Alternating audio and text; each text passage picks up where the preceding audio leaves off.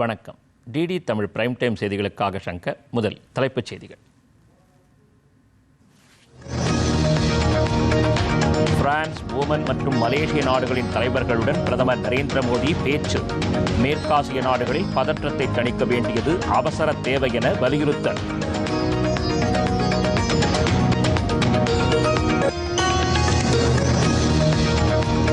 சமூக பொருளாதார மற்றும் அரசியல் மாண்பில் நாடு மறுமலர்ச்சியடைந்து வருகிறது. குடியரசுத் தலைவர் திரௌபதி முர்மு பெருமிதம்.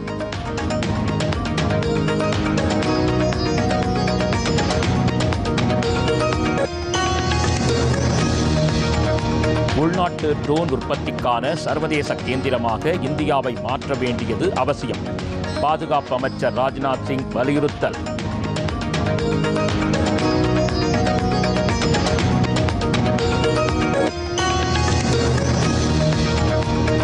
மின்சாரம் என்பதை வெறும் மின்சக்தியாக பார்க்காமல் எதிர்காலத்தின் வரைபடமாக கருத வேண்டியது அவசியம். மத்திய அமைச்சர் மனோகர்லால் பேச்சு.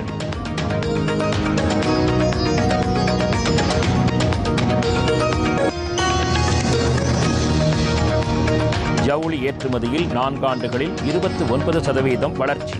முதலமைச்சர் மு.க. ஸ்டாலின் பெருமிதம்.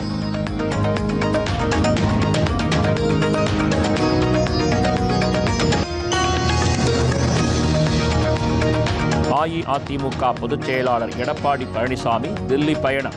கூட்டணி கட்சிகளுக்கு நாளை தொகுதி பங்கீட்டை இறுதி செய்ய வாய்ப்பு.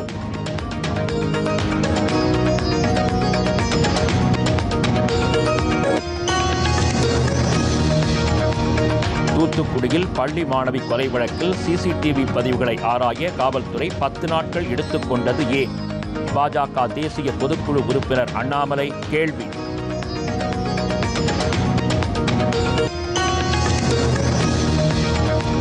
சென்னையில் தங்கம் விலையில் தொடரும் சரிவு. இன்று ஒரே நாளில் சவரனுக்கு 5360 ரூபாய் குறைந்தது.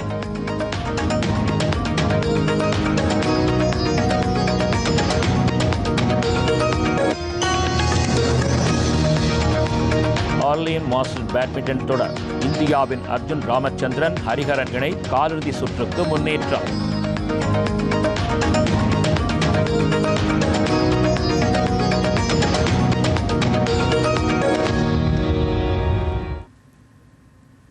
விரிவான செய்திகள். பிரான்ஸ், ஓமன் மற்றும் மலேசிய தலைவர்களுடன் பிரதமர் நரேந்திர மோடி இன்று தொலைபேசியில் உரையாடினார். பிரான்ஸ் அதிபர் இமானுவேல் மேக்ரான் உடனான உரையாடல் குறித்து பிரதமர் நரேந்திர மோடி வெளியிட்டுள்ள சமூக வலைதள பதிவில் மேற்காசிய நாடுகளின் சூழல் குறித்து விவாதித்ததுடன் அங்கு பதற்றத்தை தணிக்க நடவடிக்கை எடுக்க வேண்டியதே தற்போதைய அவசர தேவை என்று வலியுறுத்தியதாகவும் குறிப்பிட்டுள்ளார். ஓமன் சுல்தான் ஹைதம் பின் தாரிக் உடனான உரையாடல் குறித்து பிரதமர் நரேந்திர மோடி வெளியிட்டிருக்கும் சமூக வலைதள பதிவில் ஓமன் அரசின் இறையாண்மைக்கும் பிராந்திய ஒற்றுமைக்கும் குந்தகம் விளைவிக்கும் வகையில் நடத்தப்படும் தாக்குதல்களுக்கு கண்டனம் தெரிவித்ததுடன் அந்நாடு வாழ் இந்தியர்களின் பாதுகாப்பை உறுதி செய்ய ஓமன் அரசு மேற்கொண்டு வரும் முயற்சிகளுக்கு பாராட்டு தெரிவித்ததாகவும் குறிப்பிட்டுள்ளார். மலேசிய பிரதமர் அன்வர் இப்ராஹிமுடன் நடத்திய உரையாடல் குறித்து பிரதமர் வெளியிட்டிருக்கும் சமூக வலைதள பதிவில் மேற்காசிய நாடுகளின் சூழல் குறித்து இருவரும் கவலை தெரிவித்ததாகவும் அங்கு பதற்றத்தை குறைத்து அமைதியை நிலைநாட்ட வேண்டும் என்ற தங்களது உறுதிப்பாட்டை பகிர்ந்து கொண்டதாகவும் அவர் குறிப்பிட்டுள்ளார். யுகாதி உள்ளிட்ட பண்டிகைகளை கொண்டாடும் அனைவரின் வாழ்விலும் செழிப்பையும் புதிய நம்பிக்கையும் கொண்டு வரட்டும் என்று குடியரசுத் தலைவர் திரௌபதி முர்மு வாழ்த்து கூறியுள்ளார். தெலுங்கு மற்றும் கன்னட புத்தாண்டான யுகாதி திருநாள் இன்று நாடு முழுவதும் கொண்டாடப்பட்டு வருகிறது. இது தவிர சித்திரை சுக்லாடி, யுகாதி, குடிபத்வா உள்ளிட்ட பண்டிகைகளும் கொண்டாடப்படுகின்றன. இதனையொட்டி குடியரசுத் தலைவர் திரௌபதி முர்மு வெளியிட்டுள்ள வாழ்த்துச் செய்தியில் நாட்டின் பல்வேறு பகுதிகளில் இந்த பண்டிகைகள் சிறப்பாக கொண்டாடப்பட்டு வருவதாக குறிப்பிட்டுள்ளார். இந்தியாவின் வளமான கலாச்சார பன்முகத்தன்மையின் மகிழ்ச்சிமிக்க சின்னங்களாகும் என்று கூறியுள்ள குடியரசுத் தலைவர் இந்த மகிழ்ச்சிமிக்க பண்டிகைகள் அனைவரது வாழ்விலும் செழிப்பையும் புதிய நம்பிக்கை தனையும் கொண்டு வரட்டும் என்று வாழ்த்து கூறியுள்ளார். குடியரசு துணைத் தலைவர் சி.பி. ராதாகிருஷ்ணன் வெளியிட்டுள்ள வாழ்த்துச் செய்தியில் இந்தியாவின் வளமான கலாச்சார பாரம்பரியத்தையும் வேற்றுமையில் ஒற்றுமை தனையும் பிரதிபலிப்பதாக கூறியுள்ளார். இந்த பண்டிகைகள் பாரம்பரிய புத்தாண்டின் தொடக்கத்தையும் வசந்த காலத்தின் வருகையை அறிவிப்பதாகவும் அமைந்துள்ளது என்று அவர் கூறியுள்ளார். இந்த தருணங்கள் அனைவரின் வாழ்விலும் மகிழ்ச்சி, செழிப்பு மற்றும் புதுப்பிக்கப்பட்ட நம்பிக்கையை கொண்டுவர வேண்டும் என்று குடியரசுத் துணைத் தலைவர் குறிப்பிட்டுள்ளார்.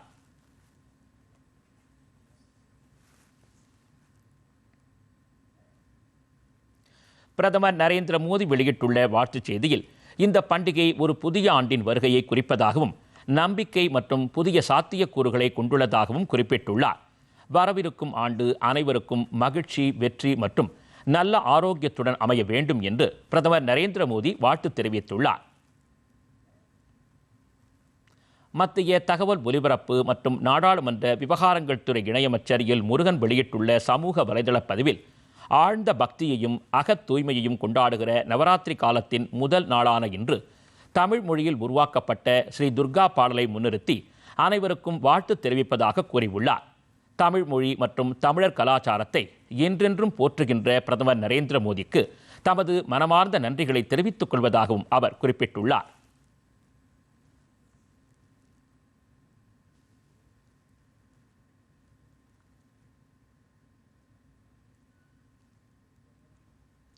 சமூக, பொருளாதார மற்றும் அரசியல் மாண்பில் நாடு மறுமலர்ச்சி அடைந்து வருவதாக குடியரசுத் தலைவர் திரௌபதி முர்மு கூறியிருக்கிறார். உத்தரப்பிரதேச மாநிலத்திற்கு 3 நாள் பயணம் மேற்கொண்டுள்ள அவர் இன்று காலை அயோத்தி ராமர் கோவிலில் சுவாமி தரிசனம் செய்தார்.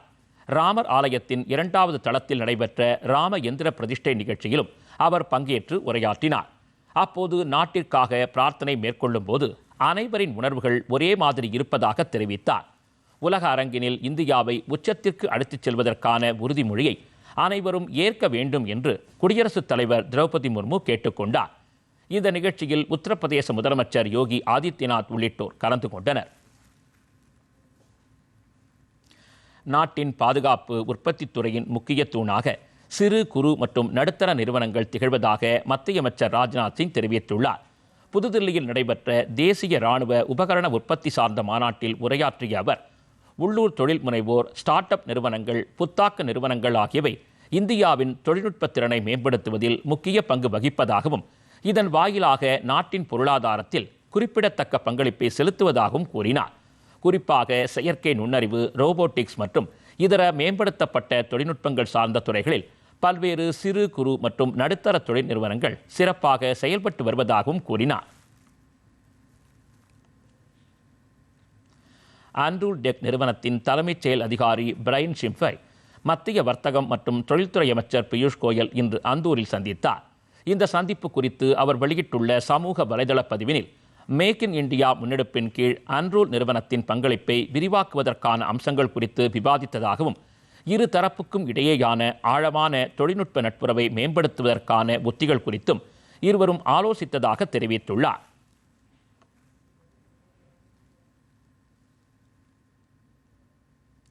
மின்சாரத்தை வெறும் மின்சக்தியாக கருதாமல் எதிர்காலத்திற்கான வரைபடமாக கருத வேண்டியது அவசியம் என்று மத்திய மின்துறை அமைச்சர் மனோகர்லால் கூறியுள்ளார்.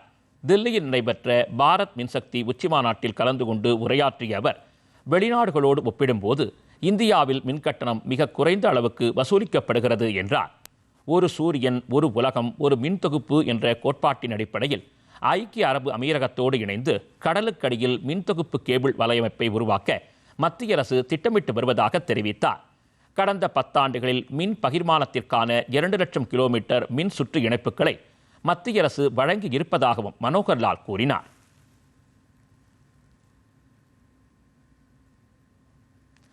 சட்டப்பேரவை தேர்தல் தேதி அறிவிக்கப்பட்டதைத் தொடர்ந்து வேறு எந்த மாநிலத்திலும் இல்லாத வகையில் மேற்கு வங்கத்தில் அரசு உயர் அதிகாரிகளை ஒட்டுமொத்தமாக பணியிட மாற்றம் செய்து தேர்தல் ஆணையம் நடவடிக்கை எடுத்துள்ளது.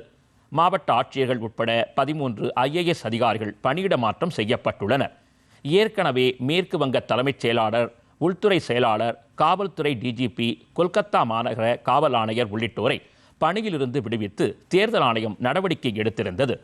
294 சட்டப்பேரவை தொகுதிகளை கொண்ட மேற்கு வங்கத்தில் ஏப்ரல் 23 மற்றும் 29 ஆகிய தேதிகளில் 2 கட்டங்களாக தேர்தல் நடத்தப்பட உள்ளது.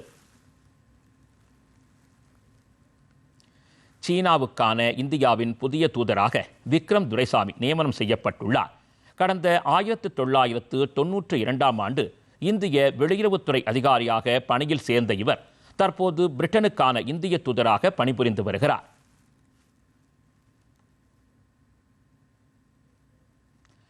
அசாம் சட்டப்பேரவை தேர்தலை முன்னிட்டு அம்மாநில பாஜக 88 பேரை கொண்ட முதல் வேட்பாளர் பட்டியலை வெளியிட்டுள்ளது.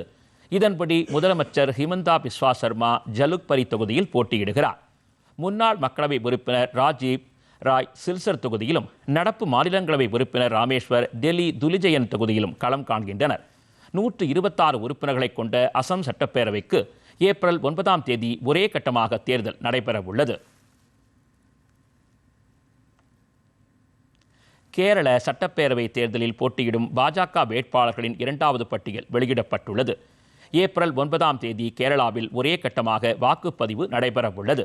இந்த தேர்தலில் போட்டியிடும் பாஜக வேட்பாளர்கள் 47 பேர் ஏற்கனவே அறிவிக்கப்பட்டு வெளியிடப்பட்டது. இந்த சூழலில் 39 வேட்பாளர்கள் கொண்ட பாஜகவின் 2வது பட்டியலுக்கு அக்கட்சியின் மத்திய தேர்தல் குழு ஒப்புதல் அளித்தது. இதன்படி கேரள மாநில பாஜக முன்னாள் தலைவர் கும்மானம் ராஜசேகரன் அரண்முலா தொகுதியில் போட்டியிடுகிறார்.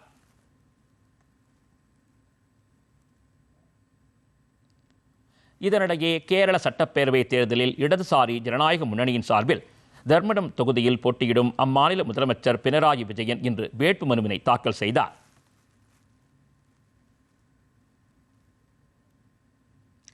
நாடு முழுவதும் வேளாண் துறையில் பெண் விவசாயிகளின் பங்கேற்பை ஊக்குவிக்கும் வகையில் கிருஷி சகி எனும் முன்னெடுப்பை இந்திய வேளாண் காப்பீட்டு நிறுவனம் துவங்கியுள்ளது. 2026ஆம் ஆண்டை பெண் விவசாயிகளுக்கான சர்வதேச ஆண்டாக ஐக்கிய நாடுகள் சபையின் உணவு மற்றும் வேளாண் அமைப்பு அறிவித்திருப்பதற்கு இணங்க இந்த முன்னெடுப்பு அறிமுகம் செய்யப்பட்டுள்ளது. வேளாண்மை மற்றும் பயிர் காப்பீட்டு திட்டங்களில் பெண்களின் பங்கேற்பை ஊக்குவித்தல், தொடர் விழிப்புணர்வை ஏற்படுத்துதல், அத்துடன் வேளாண் துறையை வலுப்படுத்துவதில் பெண்களில் ஆற்றி வரும் பங்களிப்பை அங்கீகரித்தல் ஆகியவையே இதன் முக்கிய நோக்கம் என்று மத்திய நிதியமைச்சகம் கூறியுள்ளது. பச்சிளம் குழந்தைகள் உயிரிழப்பை தடுப்பதில் உலக அளவில் இந்தியா முன்னணி நாடாக விளங்குவதாக ஐக்கிய நாடுகள் சபை கூறியுள்ளது. இது தொடர்பாக ஐநா குழந்தை இறப்பு மதிப்பீட்டுக்கான பல்துறை முகமைக்குழு வெளியிட்டிருக்கும் அறிக்கையில் இந்தியாவில் பச்சிளம் குழந்தைகள் இறப்பு விகிதம் 70% குறைந்திருப்பதாக தெரிவித்துள்ளது. 5 வயதுக்குட்பட்ட குழந்தைகளின் இறப்பு விகிதம் 79% குறைந்துள்ளதாக கூறியிருக்கும் ஐக்கிய நாடுகள் சபை பச்சிளம் குழந்தைகளை பராமரிப்பதில் இந்தியா தீவிர கவனம் செலுத்தி வருவதாக பாராட்டு தெரிவித்துள்ளது. சிறிய இடைவேளைக்கு பிறகு செய்திகள் தொடரும்.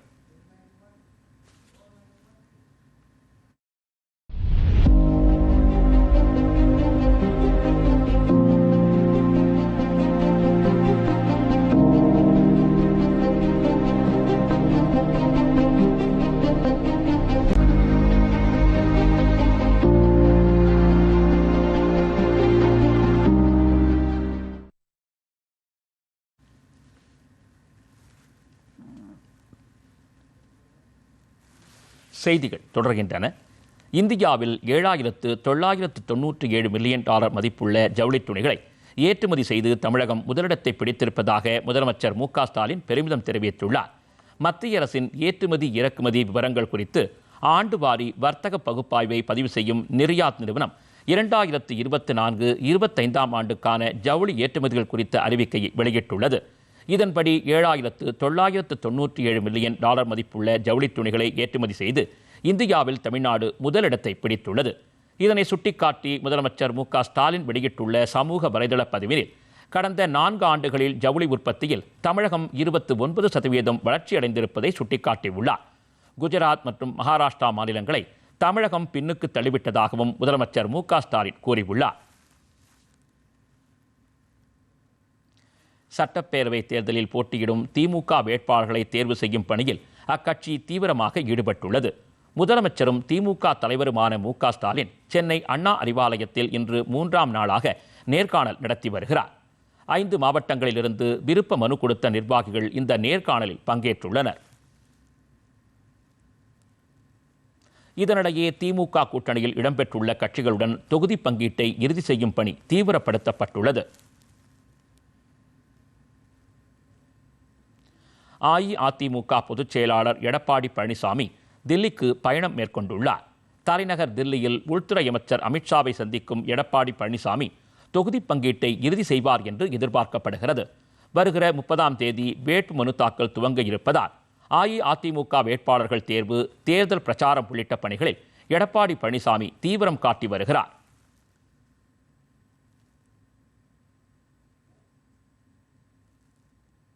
இதனிடையே மத்திய அமைச்சர் பியூஷ் கோயலின் சென்னை பயணம் ரத்து செய்யப்பட்டுள்ளது. கடைசி நிமிடத்தில் தமது சென்னை பயணத்தை ரத்து செய்துள்ள பியூஷ் கோயல் தில்லியில் எடப்பாடி பழனிசாமியை சந்தித்து பேச திட்டமிட்டுள்ளார்.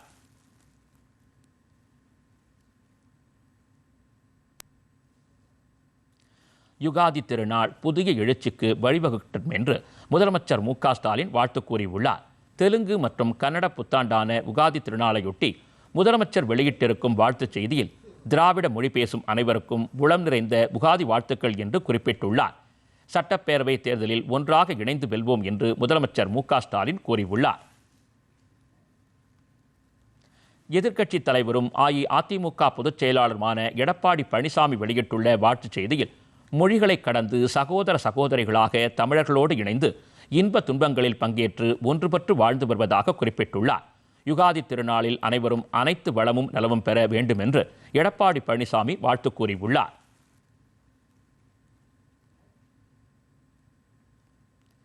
இது தவிர தமிழக பாஜக தலைவர் நைனா நாகேந்திரன், தமிழக வெற்றிக் கழக தலைவர் விஜய், தமிழ்நாடு காங்கிரஸ் தலைவர் செல்வப்பெருந்தகை, பாமக தலைவர் அன்புமணி, அம்மா மக்கள் முன்னேற்றக் கழக தலைவர் டிடிவி தினகரன் உள்ளிட்ட தலைவர்களும் யுகாதி வாழ்த்து கூறியுள்ளனர்.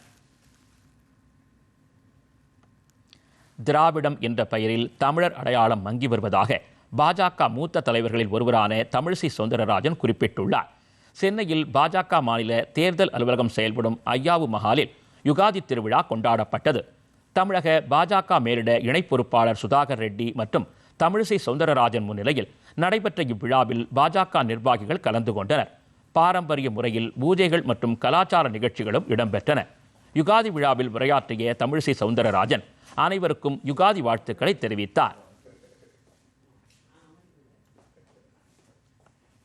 பின்னர் செய்தியாளர்களிடம் பேசிய அவர், அரசியல் நோக்கத்திற்காக திராவிடம் என்ற சொல் பயன்படுத்தப்பட்டு தமிழர் என்ற அடையாளம் மறைக்கப்படுவதாக விமர்சித்தார்.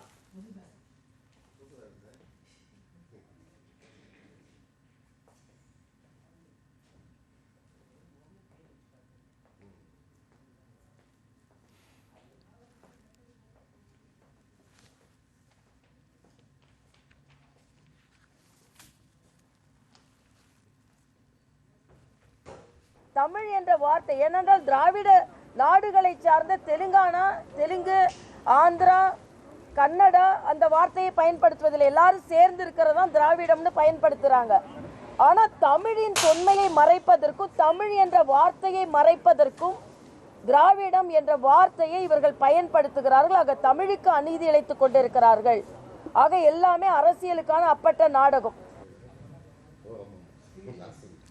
கன்னியாகுமரி மற்றும் கோவையில் பிரச்சாரம் செய்ய பிரதமர் நரேந்திர மோடி வர இருப்பதாக தமிழக பாஜக தலைவர் நைனா நாகேந்திரன் தெரிவித்துள்ளார். நெல்லையில் செய்தியாளர்களிடம் பேசிய அவர், பிரதமரின் தமிழக வருகை குறித்து தேதி இன்னும் முடிவு செய்யப்படவில்லை என்றார். தேர்தல் பரப்புரைக்காக உள்துறை அமைச்சர் அமித்ஷா, பாஜக தேசிய தலைவர் நிதின் நபீன் உள்ளிட்டோரும் தமிழகம் வர இருப்பதாகவும் நைனா நாகேந்திரன் குறிப்பிட்டுள்ளார். செய்தியாளர்கள் எழுப்பிய கேள்வி ஒன்றுக்கு பதிலளித்த நைனா நாகேந்திரன், தமிழக வெற்றிக் கழக தலைவர் விஜயுடன் தேர்தல் தொகுதி பங்கீடு குறித்து எந்த பேச்சுவார்த்தையும் நடத்தவில்லை என்று திட்டவட்டமாக கூறினார்.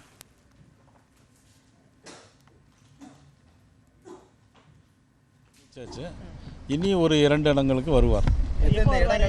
அது தேதி இன்னும் முடிவு பண்ணல. கன்னியாகுமரி, கோயம்புத்தூர் போன்ற பகுதி. மதிப்புக்குரிய உள்துறை அமைச்சர் அவர்கள், மதிப்புக்குரிய எங்களது அகில இந்திய தலைவர் மதிப்புக்குரிய நிதின் நபீன் அவர்கள், திரு ஜே.பி. நட்டா அவர்கள், இன்னும் ஆந்திரா முதலமைச்சர் திரு சந்திரபாபு நாயுடு அவர்கள், பவன் கல்யாண் போன்றவர்கள் நிச்சயமாக வருவார்கள்.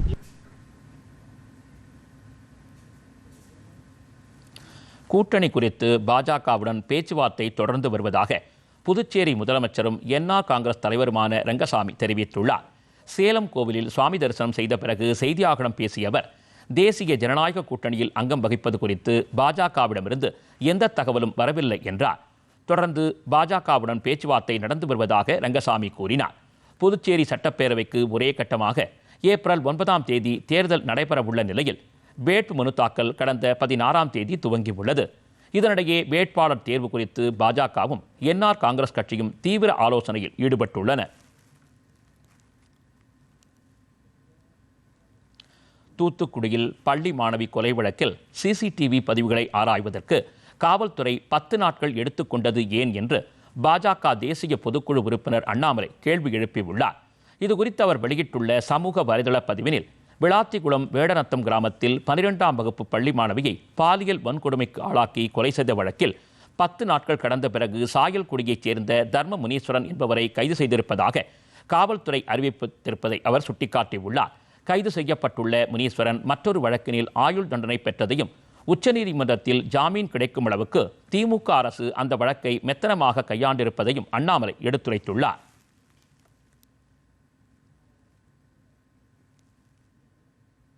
இனி வருவது மாநில செய்திகள்.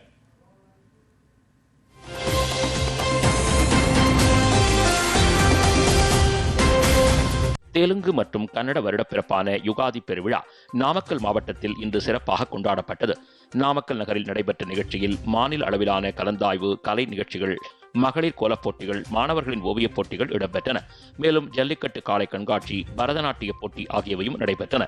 இவற்றில் பலரும் ஆர்வத்தோடு கலந்து கொண்டனர். இறுதியில் போட்டிகளில் வெற்றி பெற்றவர்களுக்கும் தேர்வில் சிறந்த மதிப்பெண்கள் பெற்ற மாணவர்களுக்கும் பரிசுகள் வழங்கப்பட்டன.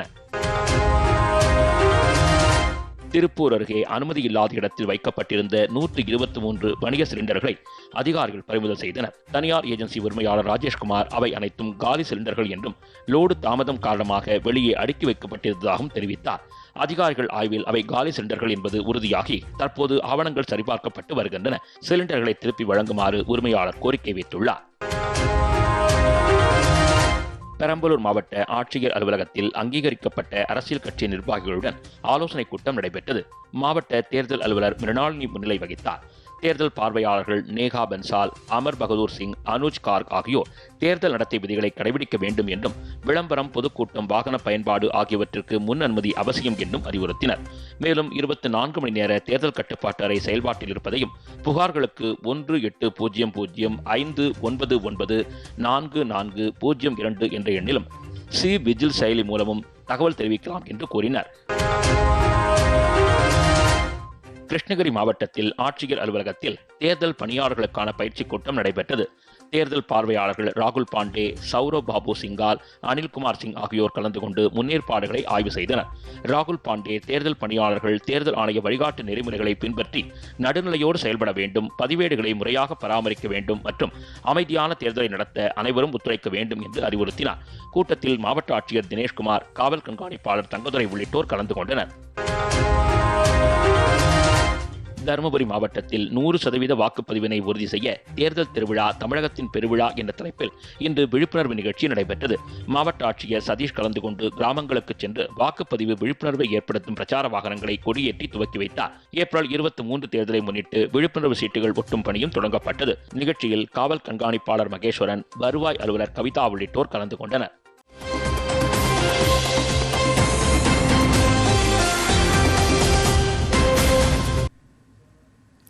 தமிழகத்தில் 3 மாவட்டங்களில் உரிய ஆவணங்களின்றி கொண்டுவரப்பட்ட 5,87,000 ரூபாய் ரொக்கம் மற்றும் 4 லட்சம் ரூபாய் மதிப்புள்ள பொருட்களை பறக்கும் படையினர் பறிமுதல் செய்தனர். கள்ளக்குறிச்சி அருகே செங்குறிச்சி சுங்கச்சாவடி பகுதியில் வணிக வரித்துறை பறக்கும் படை நடத்திய வாகன சோதனையில் மினி டெம்போவில் உரிய ஆவணங்கள் ஏதுமின்றி எடுத்து வரப்பட்ட 3 லட்சம் ரூபாய் மதிப்புள்ள டி-ஷர்ட்டுகளை பறக்கும் படையினர் பறிமுதல் செய்து தேர்தல் நடத்தும் அலுவலரிடம் ஒப்படைத்தனர்.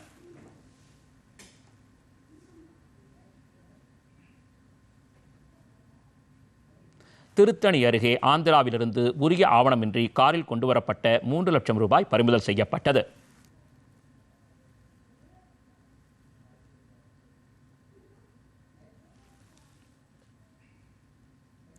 திண்டுக்கல் மாவட்டத்தின் இருவேறு இடங்களில் தேர்தல் பறக்கும் படையினர் நடத்திய வாகன சோதனையில் ஆவணங்கள் இல்லாமல் கொண்டுவரப்பட்ட 2,87,000 ரூபாயை பறிமுதல் செய்தனர். வத்தலகுண்டு அருகே ரம்ஜான் பண்டிகைக்காக ஆடு வாங்கச் சென்ற மருதுபாண்டியிடமிருந்து 1,81,000 ரூபாயும், சிலுக்குவார்பட்டி பகுதியில் பிரேமா என்பவரிடமிருந்து 1,06,000 ரூபாயும் பறிமுதல் செய்யப்பட்டது.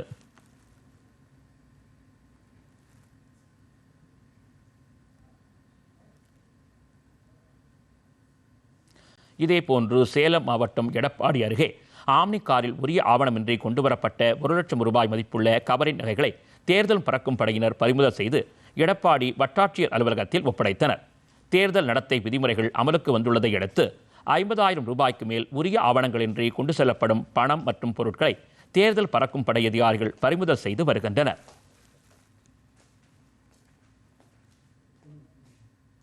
சென்னையில் ஆபரண தங்கத்தின் விலை இன்று ஒரே நாளில் சவரனுக்கு 5,360 ரூபாய் குறைந்து 1,11,200 ரூபாய்க்கு விற்பனை செய்யப்படுகிறது. கிராமுக்கு 670 ரூபாய் குறைந்து 13,900 ரூபாய்க்கு விற்பனையாகிறது. வெள்ளி விலையில் 10 ரூபாய் குறைந்து 1 கிராம் 265 ரூபாய்க்கு விற்பனையாகிறது. பார் வெள்ளி 10,000 குறைந்து 1 கிலோ 2,65,000 ரூபாய்க்கு விற்பனை செய்யப்படுகிறது. பங்குச் சந்தைகள் இன்று இறக்கத்துடன் நிறைவு பெற்றன.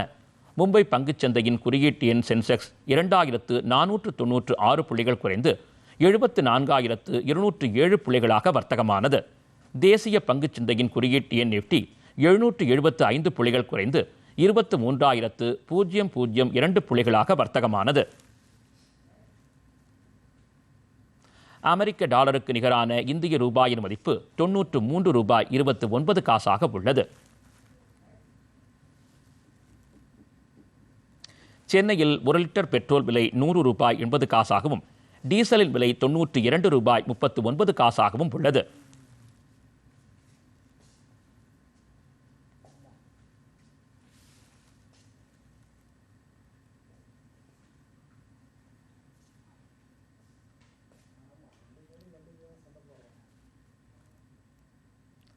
ஆர்லியன்ஸ் மாஸ்டர்ஸ் பேட்மிண்டன் தொடரில் இந்தியாவின் அர்ஜுன் ராமச்சந்திரன் ஹரிஹரன் இணை காலிறுதி சுற்றுக்கு முன்னேறியுள்ளது. பிரான்சில் நடைபெற்று வரும் இந்த போட்டியின் ஆடவர் இரட்டையர் பிரிவு காலிறுதிக்கு முந்தைய சுற்றில் இந்த இணை ஸ்காட்லாந்தின் அலெக்சாண்டர் மற்றும் ஆடம் பிரிங்கல் இணையை எதிர்கொண்டது. விறுவிறுப்பான இந்த ஆட்டத்தில் தொடக்க முதலே ஆதிக்கம் செலுத்திய அர்ஜுனன் ராமச்சந்திரன் ஹரிஹரன் இணை 26க்கு 24, 21க்கு 14 என்ற கணக்கில் வெற்றி பெற்றது. இத்துடன் இந்த செய்தி அறிக்கை நிறைவு பெறுகிறது. மீண்டும் செய்திகள் இரவு 10 மணிக்கு. வணக்கம்.